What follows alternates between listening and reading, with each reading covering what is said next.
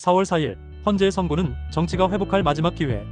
오는 4월 4일 오전 11시 대한민국 정치사에 또 하나의 중대한 순간이 찾아옵니다. 헌법재판소가 윤석열 대통령에 대한 탄핵심판 사건에 대해 최종 선고를 내립니다. 지난 2023년 12월 14일 국회의 탄핵소추 의결로부터 정확히 111일 만이며 지난 2월 25일 변론을 마무리한 이후 38일 만에 내려지는 결정입니다. 헌재는 이번 선고에서 대통령의 파면 여부를 명확히 판단하며 이는 곧 윤 대통령의 직무복귀 혹은 헌정질서의 중대한 변화로 이어질 것입니다. 그 어떤 정치적 수사도 정쟁도 이 결정을 덮을 수 없습니다. 이제는 법과 헌법의 이름으로 내려질 판단 앞에 정치가 무릎 꿇어야 할 시간입니다. 이번 헌법재판소의 결정은 단순히 한 정치인의 거취를 넘어 대한민국 정치가 과연 헌법 위에 서 있는지를 가늠하는 시험대입니다. 박근혜 전 대통령 탄핵 당시에도 그랬듯 이번에도 헌재는 생중계를 허용하며 국민이 직접 판단의 순간을 지켜볼 수 있도록 했습니다. 이는 대한민국 민주주의의 수준을 보여주는 상징적 조치이기도 합니다. 하지만 정치권은 그런 헌재의 엄중한 태도를 뒤로한 채 탄핵 선고를 앞두고도 여전히 이념과 정파적 이해관계에 사로잡힌 모습을 보이고 있어 안타까움을 더합니다. 최근 더불어민주당 초선 의원들을 중심으로 나온 국무위원 줄탄핵 발언은 단순한 정치적 레토릭을 넘어 헌정 질서를 뒤흔드는 위험한 시도였습니다. 헌재가 대통령의 직무수행 여부를 결정짓기 위한 마지막 절차를 밟고 있는 민감한 시점에 야당이 사실상 국무위원 전원에 대한 탄핵을 경고하는 것은 정치가 법 위에 있다는 오만한 태도를 보여준 것입니다. 탄핵은 오직 위헌위법 행위에 대한 헌법적 견제수단입니다. 그러나 민주당의 발언은 그것을 협박과 정쟁의 수단으로 전락시킨 셈입니다. 이런 행위가 반복된다면 앞으로 탄핵은 헌법적 절차가 아니라 정치적 위협으로 악용될 수 있는 선례를 남기게 됩니다. 이에 대해 국민의힘은 이재명 대표를 포함해 민주당 초선 의원 전원 그리고 친야 성향의 방송인 김어준 씨까지 총 72명을 내란 음모 혐의로 고발했습니다. 법적 절차에 근거한 고발이라 주장하나 과연 그것이 냉정한 판단이었는지는 의문입니다. 내란 음모라는 단어 자체가 자극적인 정치적 수사로 받아들여질 수 있기 때문입니다. 정치가 극단으로 치닫는 가운데 여야는 서로를 향해 수괴, 방조자, 내란범이라는 격한 표현을 주고받고 있으며 이 모든 갈등의 한가운데에 국민은 방치되고 있습니다.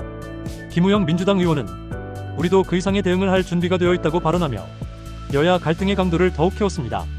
지금 정치권이 나아가고 있는 방향은 갈등의 해소가 아니라 증폭입니다. 국회가 윤 대통령에 대해 탄핵소추를 의결한 이유는 그가 12.3 비상계엄을 선포하고 국회와 중앙선거관리위원회에 군 병력을 투입하려 했다는 혐의 때문입니다.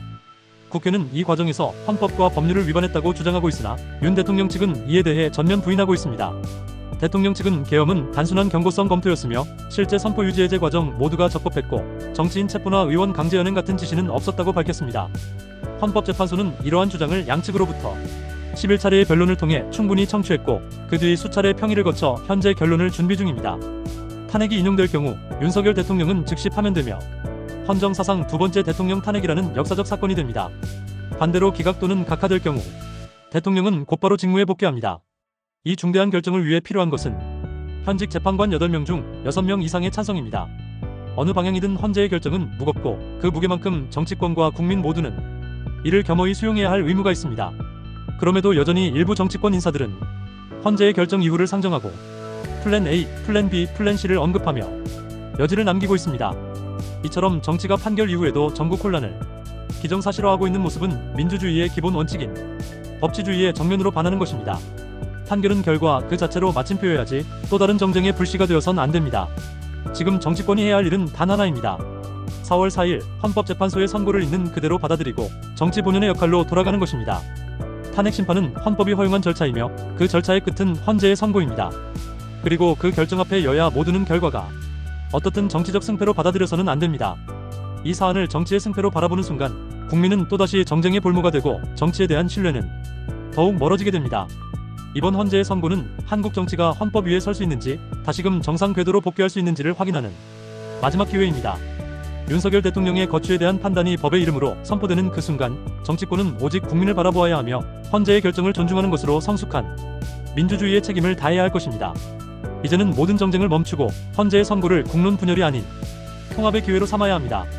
4월 4일 대한민국 정치가 다시 헌법 위에 바로 설 수 있는 날이 되기를 바랍니다.